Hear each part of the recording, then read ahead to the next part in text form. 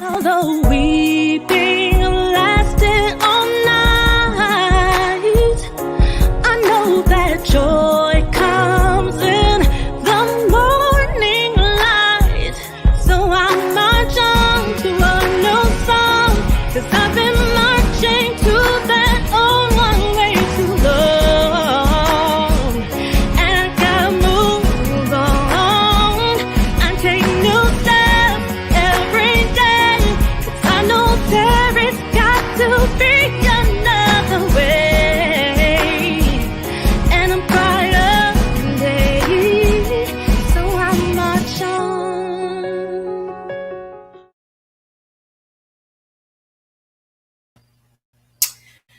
Hello, everybody. Welcome to another episode of Pure Life.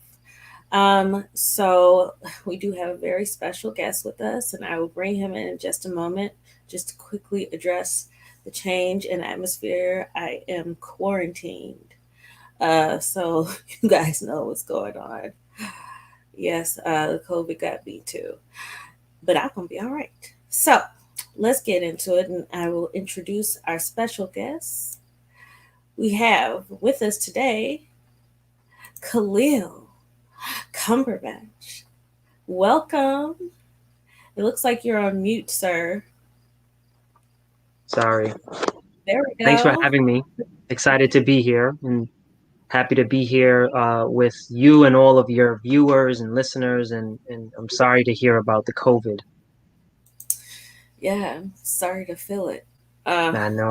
But it's gonna be all right. It's okay. I'm a Yes, fighter. ma'am. Everybody knows this about That me. you are. Yes.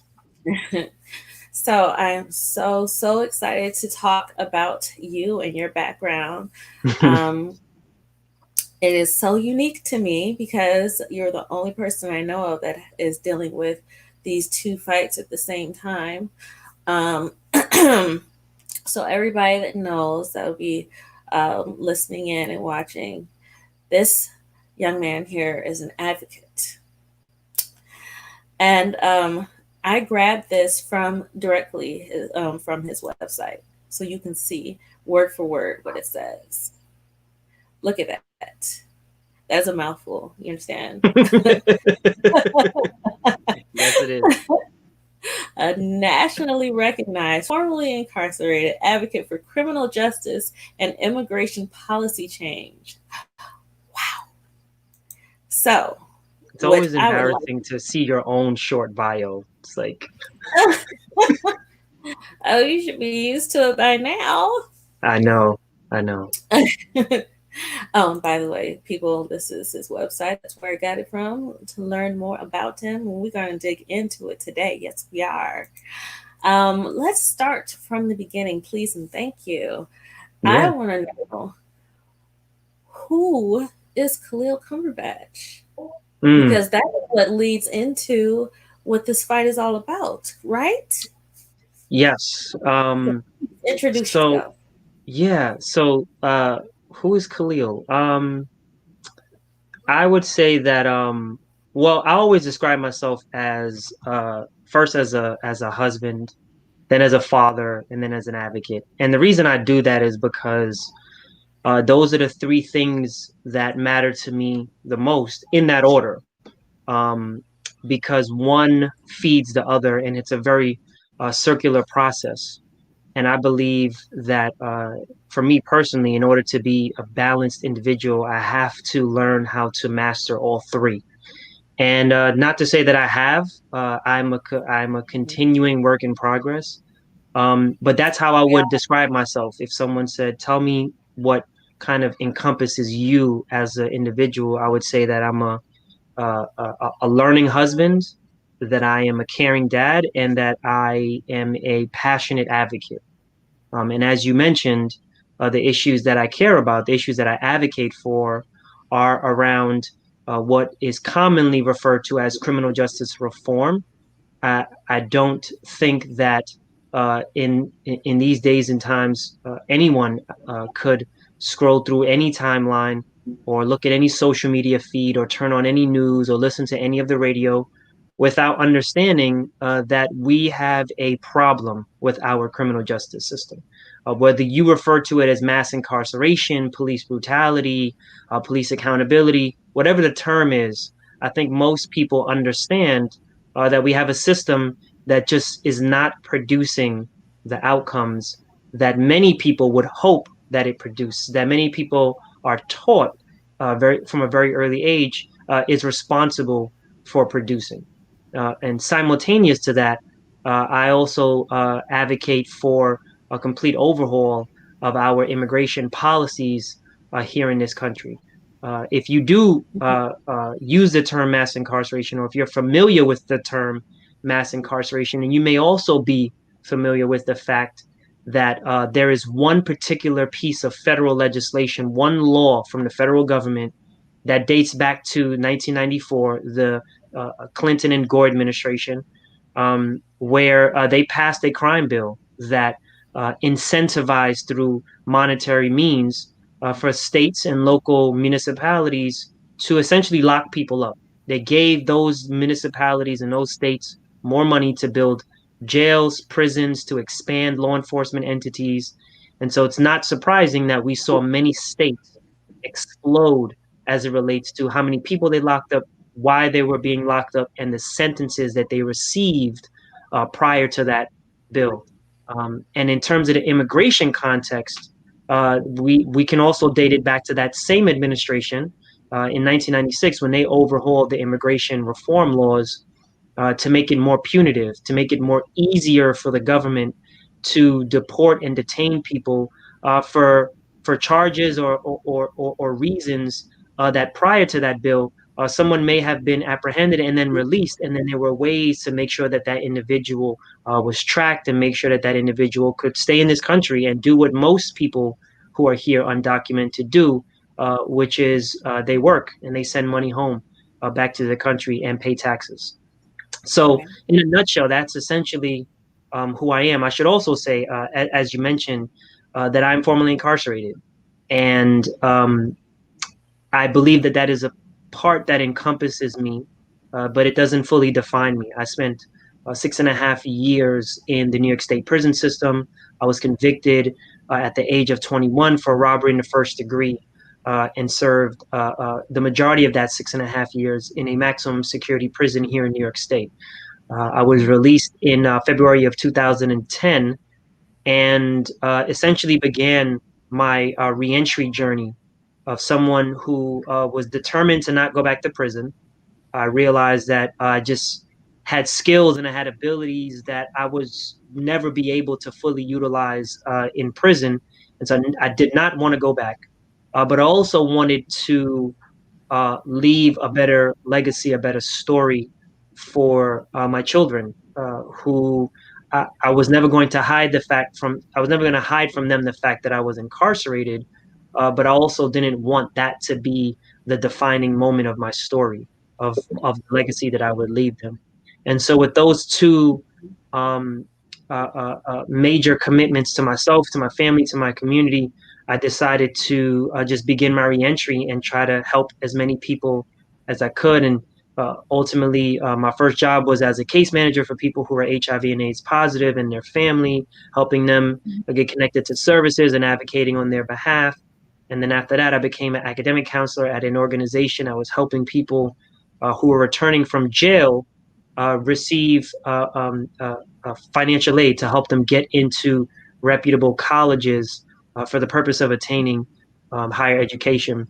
And then spent 5.5 months in immigration detention, which I know we'll get to. And then when Yeah. I came out, I started my policy journey. I started my journey on not direct services, which were the two previous positions I had, but also to begin to change policy, to address policies that created some of the systemic problems that led to some of the issues that people who I was advocating for, who I was working on behalf of as a case manager and as an academic counselor, some of those systemic issues were because of policy. And I realized that I needed to be able to fix policy if I was ultimately going to be able to help as many people as possible. And so now I work at an organization called the Council on Criminal Justice, and Okay. we are a a center of gravity. We are a membership organization and a think tank.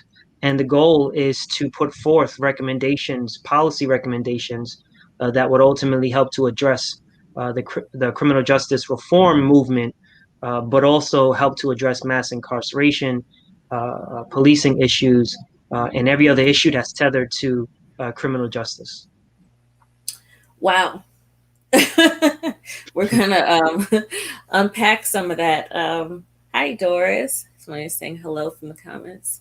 Um, Thanks for joining, Doris. so let's rewind it back a little bit. And why don't you tell us where you're from? What is your nationality of origin? Yeah, sure. My mother and I uh, uh, migrated to the U.S. In 1986 from our birth country of Guyana, which is a country on the northeastern end of the South American continent. It's surrounded by Brazil and Ecuador, and I was that's where I was born. And although Guyana is one of two countries, Brazil being the other, that is on that continent that does not whose native language is not Spanish. And for the folks who may not know, Brazil's native tongue is Portuguese. And so one of two countries that do not speak Spanish, but also ironically, Guyana is technically considered to be one of the island nations.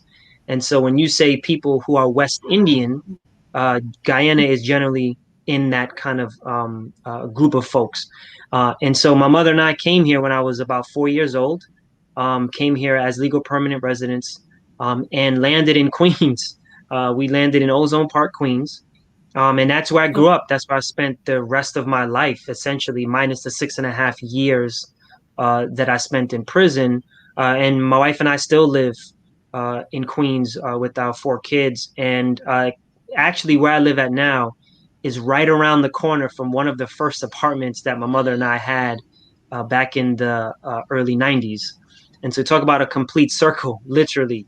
Um, and so yeah, so that's where that's where I was born, and that's what I identify with. I am a Guyanese American, someone who was born in Guyana but also raised in America. Okay. Wow. You I don't know how to say. Looking at you and hearing Hmm. at you, it's like two different situations. You look so young. You look like a baby, but you sound, I wish, I wish, but I you wish, sound I like wish you I could go have back to those days. back in the days when I was young and Yeah, not a kid. But you sound like you had so much of a story, so much built on such a great testimony. And I want to know a little more about what caused your journey to turn into this fight that you're in, and turn you into the foot soldier that you are. yeah, yeah. I mean, I would say that it was a culmination of life events. Um, uh, as mentioned, my mother brought me to this country, um, pretty much against the the wants of my grandmother.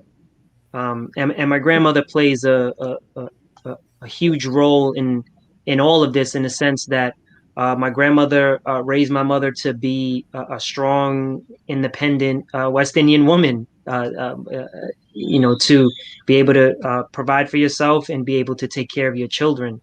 And so my mother left Guyana because she wanted something different for her son. She wanted to be able to give him accesses to opportunities that she felt at that time, irregardless of my grandmother's position and stature in Guyana, that she felt that I wasn't going to be able to get. And I think that she also too.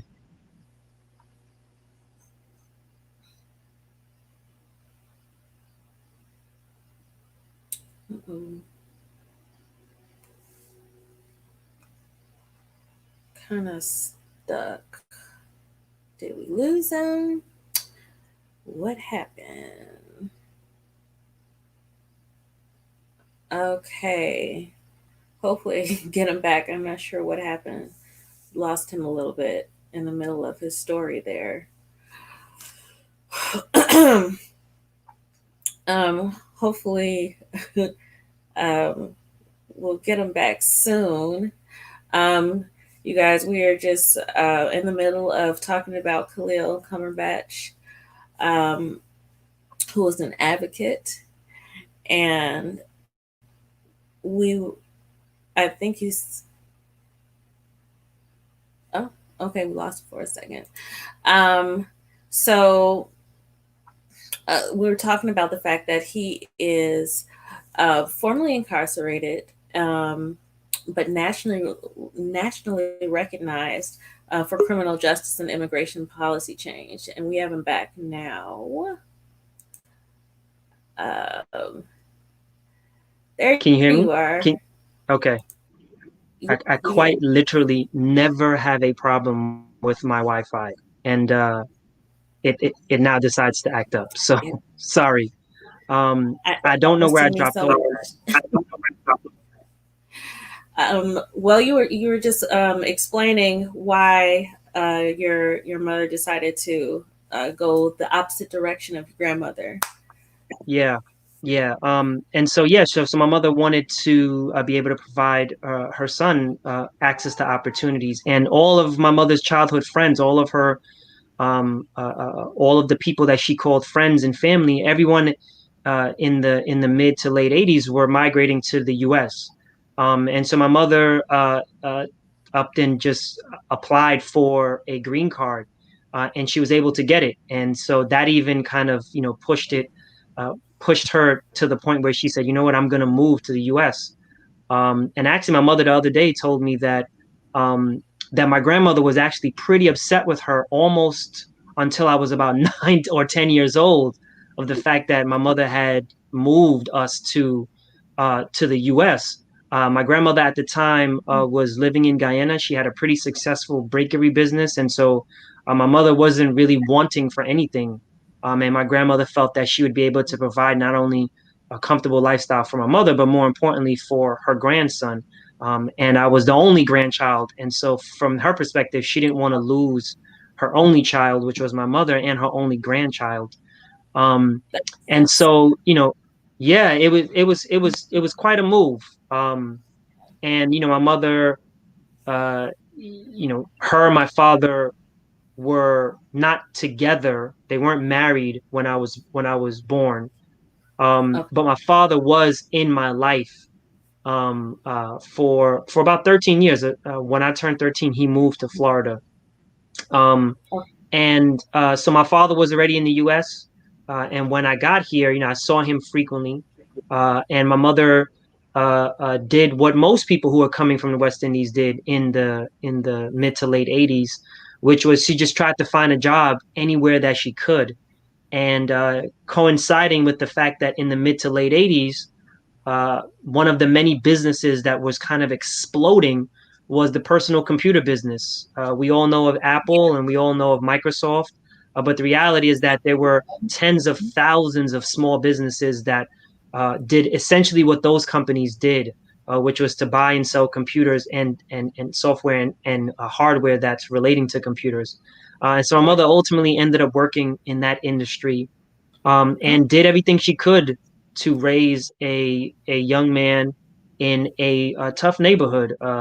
When we got here to the U.S., as I mentioned, landed in Ozone Park, but we bounced around Queens a little bit and ultimately landed up in Southside Jamaica, Queens. And my mother, at that time, there's no way she could have known that that neighborhood was one of the neighborhoods that would be the most heavily impacted by the crack cocaine epidemic, but also ravaged by HIV and AIDS. And so, wow. yeah, so here I was growing up in this neighborhood as an only child. I would say I was very, very sheltered. I was very protected, um, and was completely unaware of all of these things that were happening in the neighborhood that I grew up in the neighborhood that I would play in, because my Yeah. mother was hell bent on making sure that she kept me away from that, and making sure that that I would have access to those opportunities, that she went against her own mother's wishes to bring me to the U.S. for. Like a good mom should. Exactly. Trying to protect her babies. That's Okay. right. Yep.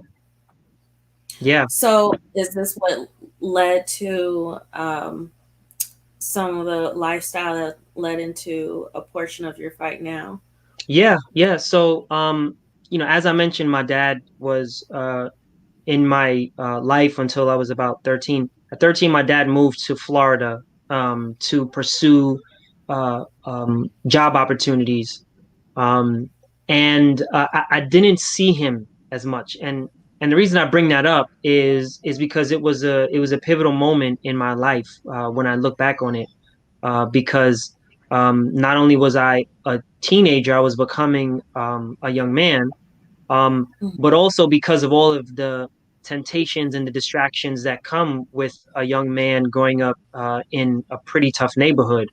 And so what happened was I started to gravitate towards older individuals, that, some of them were family members, but also some of them were older kids that I met in the neighborhood whenever I would be allowed to go outside and play. And they became my friends. The only thing that really kept me out of trouble, for the most part, was school.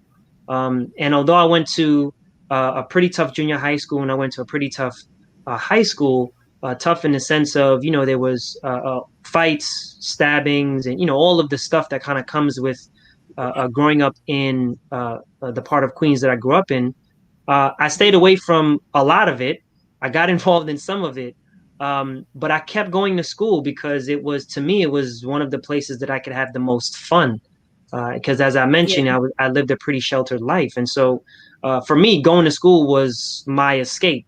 And although my behavior wasn't always becoming of who my mother raised, the reality is that I just kept going to school because I just couldn't think of any other place I could go to have fun. And that's pretty much what allowed me to get to the point where I graduated high school. It was June of 1999, and Mhm. I was 17 years old. My mother, who again was a single mother, said, "Look, I can, for you graduating high school, the one thing educationally that I asked you to do, um, I'm going to get you something that you want." And for quite some time, I had been talking about, wanting a first car. I knew exactly what kind of car I wanted, because, as I mentioned, all of my friends were older, and so every time we would go out, I would see this car, and I would say, "Wow, man! As soon as the moment I'm able to get my first car, the moment I'm able to drive, this is the kind of car I want." And so when my What? mother asked me, uh, "What kind of car do you want? If that's Mhm. what you want," I said, "I want a 1990 Honda Civic," and she was like, "Okay." And that was the car that I got. Okay. And it was something that gave me access to another a lifestyle that I just was sheltered from. When you have your own car at 17, the Hmm. it's there's a lot of possibilities with that. Yeah. But the reality is that I mean, if you think I look young now, you can imagine what I look like at Yep. 17. But the reality is that I was also very immature. I was very selfish. I was very ignorant. I had an extremely bad temper, and so that just led to a bunch of circumstances that weren't the direct cause of me and my friends committing that robbery, but it did kind of feed a mentality that was present when we did that robbery. And so at 17 years old, here I am, first car, driver's license. Landed my first. I graduated in June. I landed my first job later that year. And Okay. so here I am working, driving, getting a little money in my pocket. And college no longer became something that I felt was necessary. I didn't see myself going to college. I was really going to do it because my mother wanted me to. Growing up, I was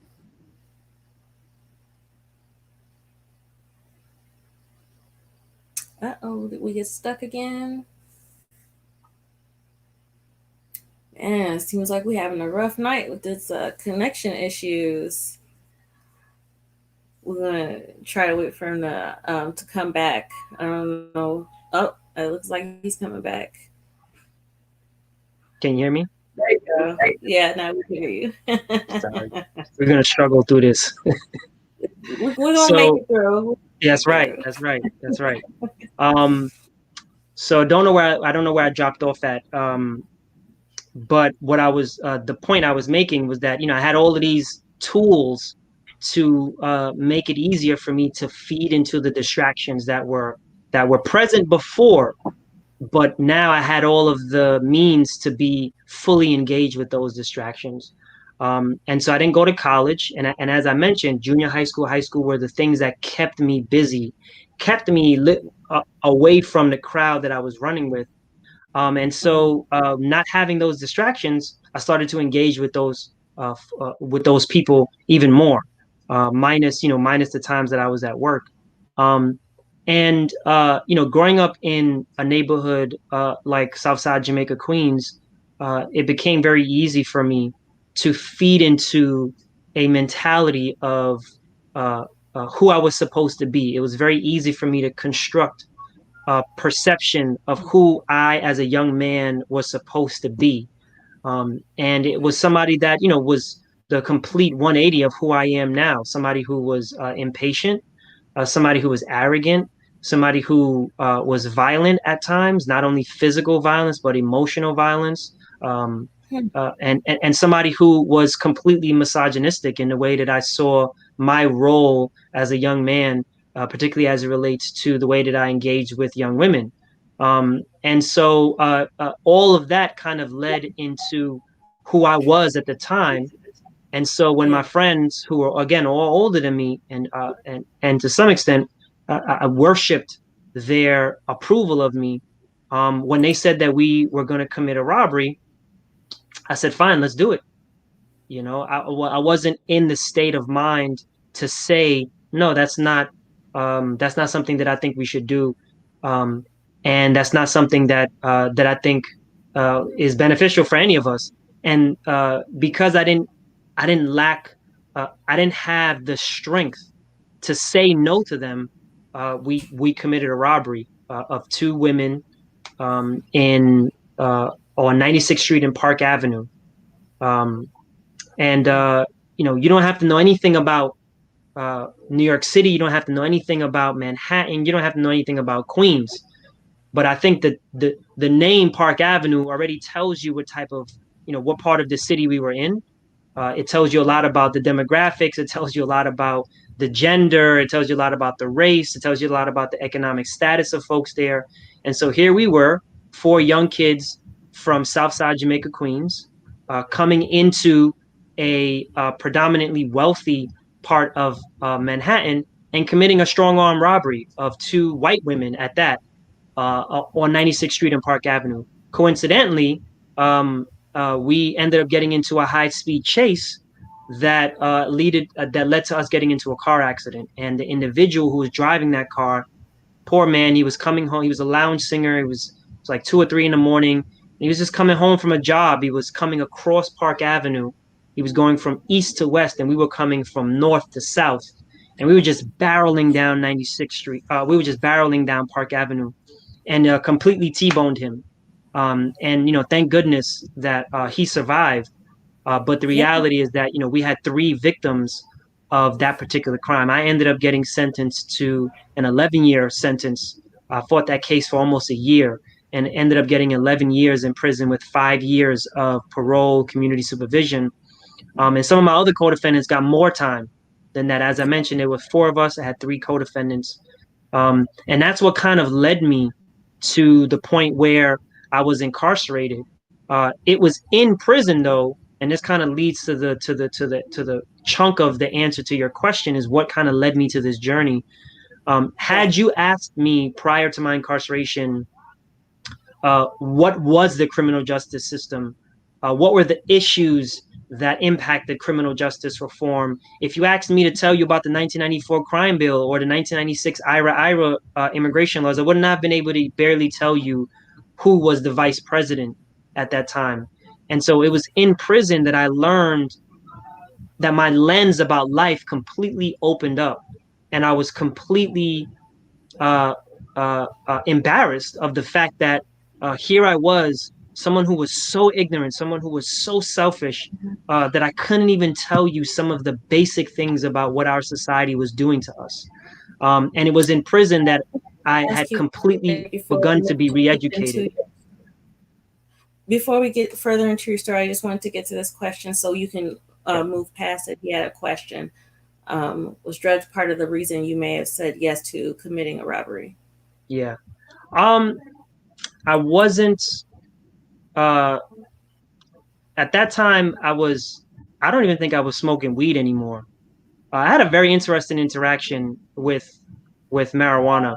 I tried it and I did it for about a year, and then I just stopped one day. I said, you know what, it's not this is not really something that I want to do.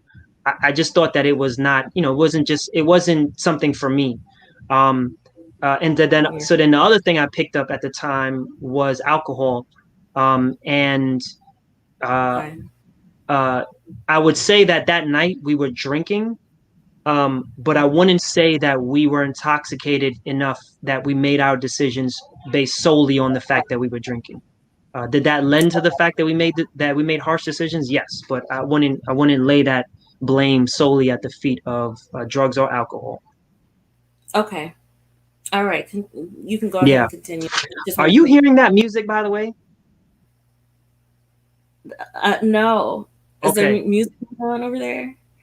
My neighbors, who I'm telling you, we've lived here for more than 2 years, have never played music this late.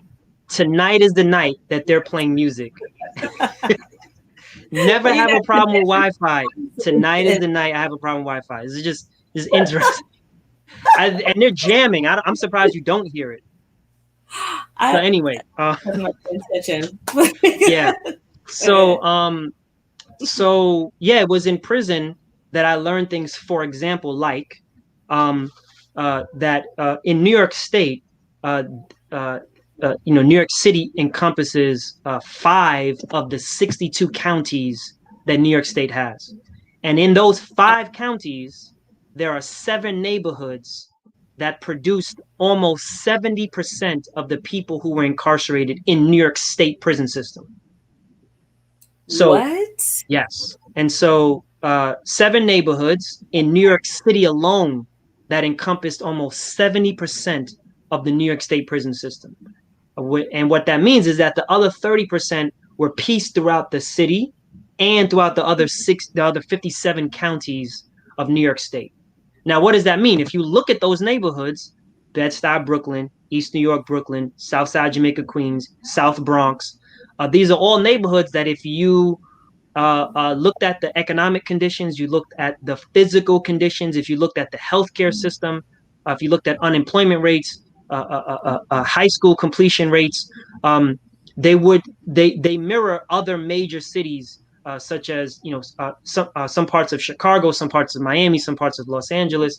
And what these neighborhoods are, they're not populated with more bad people. It's just that these neighborhoods have been completely divested and they were starved of opportunities. And so, what do you do when you take away opportunities from folks? People become desperate. If you couple that with the fact that those are also neighborhoods that were heavily impacted by the crack cocaine epidemic, which means that not only more people were addicted to crack, but more people were selling crack. And so if you gave people a viable option to provide for themselves and their families and others, people are going to take that. And so it was Right. in prison that I learned that. It was in prison that I learned that I was forced to really answer the question for the first time in my life, uh, who was I? And that's a question that you can answer and say, my name is so and so, my name is this. But the reality is that when I was forced to really do analysis of what type of individual I was, and essentially asking myself, was I a part of the problem or was I a part of the solution? The reality is that I was not part of the solution. And to what extent I was a part of the problem, I had much to learn about. But the reality is that I perpetuated a lot of negativity that led me into prison. And so it was in prison that I underwent a complete transformation of who I was, spiritually, emotionally, physically, mentally. Um, and it was in prison that I converted to Islam and that I took on the moniker of Khalil.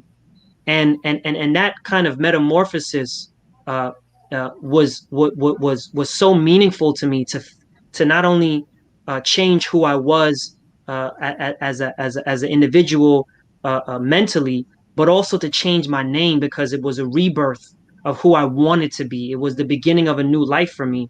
And one of my closest friends at the time, he was Muslim. He educated me about the religion, and that's when I decided to convert Islam. It was also in prison that I had access to a year of collegiate level work. I studied theology. I studied the world religions for 1 year on a collegiate level, and I was taught by professors. And it was that process of not only re-educating myself on a spiritual level, uh, and to some extent on a social level, but also educating myself on an academic level, on a level, by the way, that I should say not only that I did not have the opportunity to do that prior to my incarceration, but I didn't believe I had the ability to do it. That's how jaded I had become. That's how much I had embraced this negative stereotype of who I was supposed to be. I didn't believe that I could actually do college. I didn't believe I could sit down and learn the way that I viewed other people who were in college, and how they were engaging with information. And it was in prison that I had access to all of that opportunity. Now, I'm Why do you falling think way short of saying that prison saved my life. why do you think you felt that way about yourself? I think it's because of um, the part of the stereotypes that I bought into. All of my friends weren't talking about college. None of them went to college. As a matter of fact, most of them dropped out of high school. So it wasn't something socially that I talked about. Um, on a familial level, my mother, who loves me to death. But the reality is that when she came to this country, you didn't need a college degree to be successful. You didn't need to go to college to have a viable opportunity to get a good paying job. And so, from her perspective, the most pressure on me academically was for me to finish high school. And once I did that, anything more than that was extra. And then if you couple that with the fact that in a West Indian family like mine's, the men just didn't go to college. All of the women went to college, and that was expected of them. But the men were expected to finish your education as early as possible and just just get a job and make sure that you're contributing to Yeah. the household. So it was a combination of all of that. But here I was in prison, really forcing myself to reevaluate all of the things I had been told and all of the things I had absorbed about myself. And I was presented with an opportunity to go to college. Ironically, one of the most violent people that I've ever met in my life was the one that encouraged me to go to college. He was somebody that he was one of the leaders of the facility. He was someone that the administration knew of his background, of his background of cutting people, stabbing people, extorting people, um, and he saw something in me that he said, "Look, you don't need to be out here. You don't need to be in the yard. You don't need to be involved in all of this craziness. As a matter of fact, it's probably going to end. It's probably going to make your time even more harder. You should go to college." And it was because of his prompting that I actually took that opportunity really serious. And so, I share that part of the story to say that, we have all these notions of violent people, but even people who can be physically violent can also show compassion at times. Yeah, I'm just all the stuff that you were saying this person was doing, but that's who ended up guiding you. It's interesting, who can lead you in positive directions regardless of their backgrounds. Yeah. As an interesting comment from Ronald. I feel like different people have different experiences. I don't. I mean, I've never spent time in prison, but I feel like not everybody is going to have the same journey or the same experience, Yeah. which is Yeah. clear because it's led to a different path altogether. Yeah. I mean, I the path that was in front of me was largely um, guided by people who were there to uh, help me. And what I mean by that is similar to this individual who said, look, you should go to college. There were other individuals in the facility that I was at that Mm-hmm. saw me as a very young man who had an opportunity to go home, which is another key part of my story. Remember, as I said at the beginning of the interview, it was my first time incarcerated. I received a pretty lengthy sentence that led me Right. to go to a maximum security prison. Now, in a maximum security prison, although I walked in with an 11-year sentence at 21 years old, a sentence that was more than half of the life that I had lived up until that point, I was around people who had 25 to life, 30 to life, 50 to life. At one point, one of my neighbors, who wasn't that much older than me, had a 999-year sentence. My God. And so here I am with 11 years. I don't have any room to complain. As a matter of fact, I'm not complaining at all to anybody about the time that I received, because from their perspective, they you had an opportunity to go home. And I think that that was what inspired a lot of older individuals to really kind of get hands on with me and say, look, man, you got to get yourself right because you're going to go home. And Right. one thing that you can't, one thing that uh, upsets someone who's doing a tremendous amount of time and who may ultimately die in prison is to see people go home and see them come right back and give you a million and one excuses about what happened. And not to say that those systemic issues are not present, but they don't want to hear that. They don't want to hear your parole officer set you up. They don't want to hear that you stayed out a little bit late. They don't want to hear that you got into a fight. They're like, look, man, you go home. I don't have an opportunity to go home. So if you come back, I don't want to hear no stories about who set you up and all of that stuff. Um, and so I had those individuals really guiding me and mentoring me and teaching me how to become the individual that I ultimately am today. They essentially helped me lay the groundwork for who that individual was. So here I was coming home with those two commitments I mentioned, which is not to go back to prison and to rewrite my legacy, but also had this kind of uh, uh, debt to individuals who I had left behind, who were very dear friends to me. As a matter of fact, some of my closest friends were people that I met in prison, and that's largely because of the time that I went into prison. I was 21 years old, and so the time that I really became a young man, I was around all of these other young men, and we just kind of had a camaraderie. We had a brotherhood that lasts to this day. As a matter of fact, one of my best friends, who is the godfather of two of my children, uh, we met in prison, and he's home now. But him and I served time together, and that's how close I became with individuals. Um, and so, my kind of journey post incarceration was largely to show the individuals who I had left behind that they had made a really solid investment in a completely ignorant young man, and really helped me to become the person that I am today. That's wow. I'm glad that you actually were listening to them and decided to do something with it and Yeah. turn it. So was it your feeling of uh, debt that caused you to turn this into an initiative? What created that transition? Yeah. Yeah. No, that's a good question. I should say really briefly though that although those individuals were trying to help me and they were trying to talk to me, I wasn't always listening. I didn't. It's not like I went into prison and the next day I just transformed. I was Right. essentially the same person for the first 2 years of my incarceration, and I was around the same type of people, the same character types. Hence the Mm-hmm. reason I was around this individual that I mentioned, who was extremely violent. He was a very dangerous person, but I was around him enough where he felt like, damn, this kid shouldn't even be here. Um, and so I just felt like saying that because it took me. I was a slow learner. I was slow to come around. But once I kind of understood the opportunities in front of me, and I really started to answer the questions that I was avoiding for those first 2 years, is when I said, you know what, damn, these individuals are really trying to help me, and let me listen to their guidance. Let me listen to their mentorship. Um, what led me to this policy journey?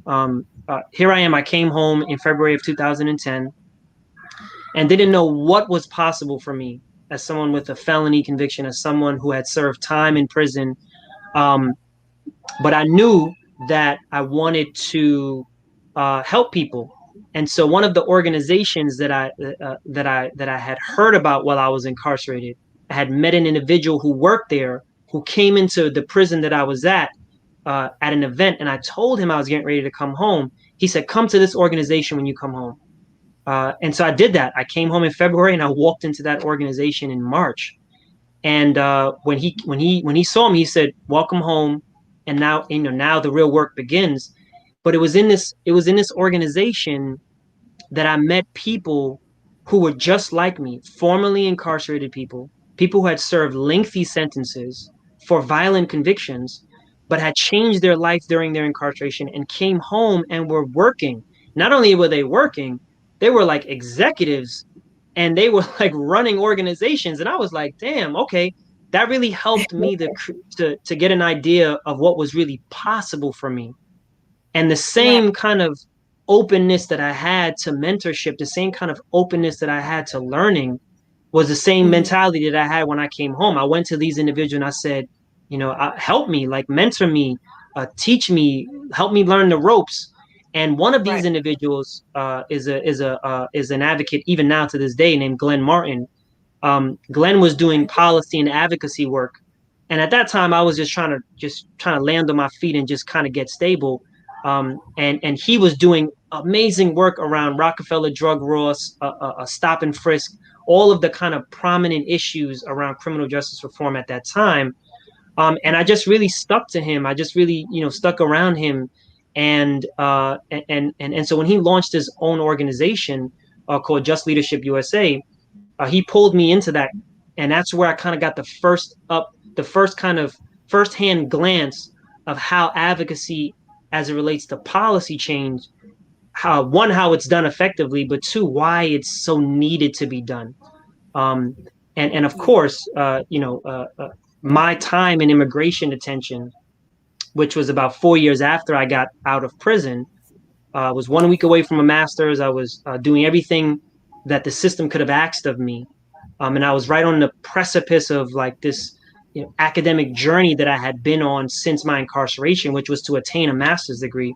I was 1 week away from that, and Immigration Customs Enforcement in 2014, underneath the Obama administration, came to my home, arrested me, detained me, and it was because of all of these folks that I knew, all of these advocates, all of these activists, all of these organizers. They just basically fought for me. My wife, she took on a tremendous burden and led to that advocacy fight. And ultimately, we were able to win my release after 5.5 months. And so that journey, coupled with Glenn launching his own organization in 2015, really, really made me understand that this is the arena that I wanted to ultimately be in.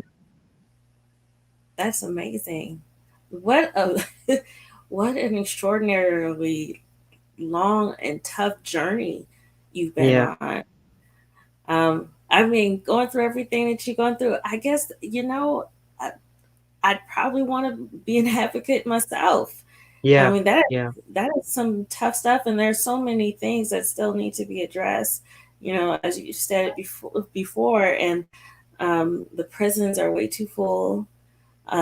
All too many unnecessary arrests, all kinds of policy issues, and also, there's the big situation of people just flat out not being educated about what the policies are or yeah, how to fight for themselves. So I applaud the foot soldiers like yourself yeah, to go out there and advocate. I truly appreciate that because we don't all know what to do, or Yeah. that there is something we can do. So where can they get this kind of information, to learn how to either get an advocate or Mhm. to become one or to be a part of the movement? How do they get that kind of information? Yeah, well, I mean, uh, one is that they can go to, you provided the link to my website earlier, which is KhalilCumberbatch.com, which is my first and last name. You can go there. You can reach out to me from there. But you can also learn about things like, if you Google mass incarceration in the U.S., you'll get a real idea of how wide this problem is. If you look up who your local law enforcement entity is and see how they spend your money as a taxpayer. If you look up to see who the local district attorney is and see what their policies are on how they prosecute and convict people, again, at your expense, at taxpayer expense. Um, because, we have to start asking ourselves, why is it that we're wasting money on a system that's not producing the outcomes that are helpful to us, especially in a time of COVID where local governments, state governments are cash strapped, and there are going to be hard decisions that are going to be made to help local state governments recover from the economic crisis that COVID has put us in. And if you look at most budgets, especially in the big cities, and I would assume that is largely the same in local municipalities,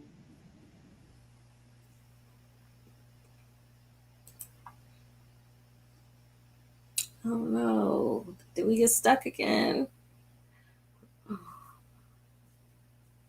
Uh-oh. Khalil, I hope you can hear us. I hope you hear that you're stuck. He's having a rough time tonight. They just don't want this message to get out. Boy, I tell you, we gonna get this out. And again, I'm gonna put his website up there while we're waiting on him to come back. It's KhalilCumberbatch.com. He has a wealth of information on there. He's been doing so much, and I'm so proud of him and grateful to be associated with somebody like this. And there are a network of people that are all over this country that are fighting for these same things. Um, I had somebody on the show before. Her name is Celia Colon, and I actually met her through him, and she's right here in Chicago. So, there's somebody, there's an advocate wherever you guys are, and you can reach out to him. He's a really cool guy. It looks like he's back, so let's see if we can pull him back in. He is just struggling tonight. It's always that one night that you're trying to get something done, and then everything wants to act a little special. But that's okay. He got that information out and shared that story. We don't see you yet. I don't know if you can hear us yet. um, my goodness. So yes, again, you can go to Khalil Cumberbatch. He's also on Facebook. You can look him up there. If you Google him, you'll actually find all of his social media handles. Really, really nice guy. And I'm gonna put this up for those of you that did not see this in the beginning of the show. This is the story that he's talking about. This is who he is.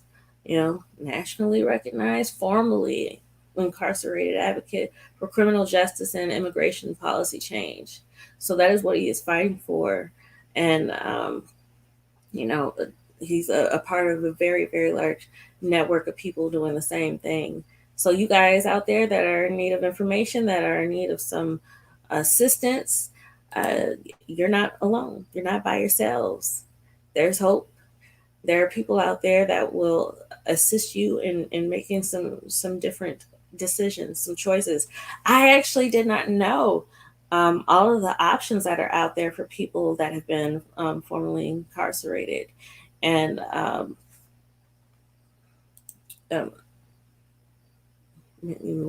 I know that's right.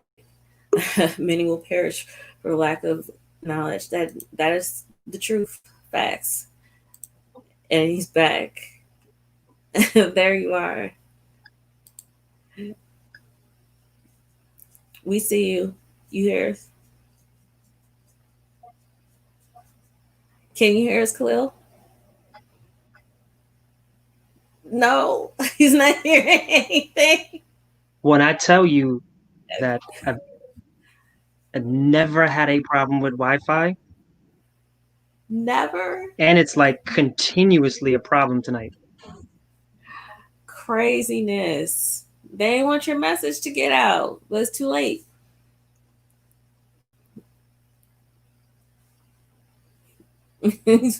Are you frozen again, Khalil? Bless his heart. I truly appreciate him being on the show. He's trying desperately to get back on. This is crazy. This is interesting. I actually think that the jam party next door, who I'm telling you, like we have lived here 2 plus years. I've never heard our neighbors, our direct neighbors, have a party. I'm now convinced that these two things are something is feeding off of one. One is impacting the other. You're So, probably right. um, It's a conspiracy. I forgot where I left off at. Um, but I heard you responding to someone's comment about a lack of knowledge will lead to folks perishing. I mean, Yes. that is one of the mantras in which uh, I've definitely lived my life. Um, because the reality is that you could be ignorant to a lot of things. You could be academically well educated, but completely ignorant to a lot. And you could not have complete lack of academic experience, but be someone who is extremely perceptive and intelligent. Right. And so I've seen both during my travels, especially during my incarceration. But it was not only an attainment of knowledge, but you have to first be willing to accept the fact that you are someone who doesn't know it all, someone who has much to learn. And I think that's where, unfortunately, many of our young people kind of fall to the wayside because they believe a lot of these negative stereotypes that they're told to believe. And they're told that, Wow. Dropped out completely. I'm convinced this is a conspiracy. Somebody does not want this man to tell his story. Oh my gosh, it hurts my heart. Like, I mean, really, he's told a lot of the story. I can't say he's told the majority because his journey has been just tremendous. It's but I know untold so much more love out there and purpose. Um, I agree with you. It looks like he's back. Are you back? I swear it's a I can't. conspiracy. It is. It is. It is. And I'm sorry to expose you to the conspiracies of my life. I know. The What have you the done? good news is that my neighbors are jamming. They are playing the best music I've ever heard in my life. So Good there's some news. consolation in all of this. You get to enjoy They yourself. must be playing like they must be playing like the hip hop and R&B version of the Indian music because it's very Oh, rhythmic. And so yeah. okay. I'm jealous. I want So to hear some welcome to music. welcome to New York. Wow. Well, I definitely appreciate you coming on and sharing your story. And like I was telling the audience, there was so much more to your journey and stories. Like even with everything you've said, there's so much more to learn. So I really encourage you guys Yeah. to reach out to him. Go to his website. Like I said, KhalilCumberbatch.com. Let me put it up there because I don't want you to get that spelling wrong. There it is for you guys. Write it down. Go to his website. There's so much information there. You guys are not alone. You have advocates. And like I said, he introduced me to one that's here. Well, I don't want to say here because I'm actually in Indiana, but in Chicago. And, they're all over this country. There's a network of people. We got to connect. So, yeah, they're really receiving you, Khalil. So thank you. I appreciate you coming on. And you guys, this is the end of the show, the program. You know that we do this every Friday at 9 p.m. Central Standard Time. And remember to embrace God's perfect design, which is you. I will see you guys back here next week, 9 o'clock. Don't forget, don't be late.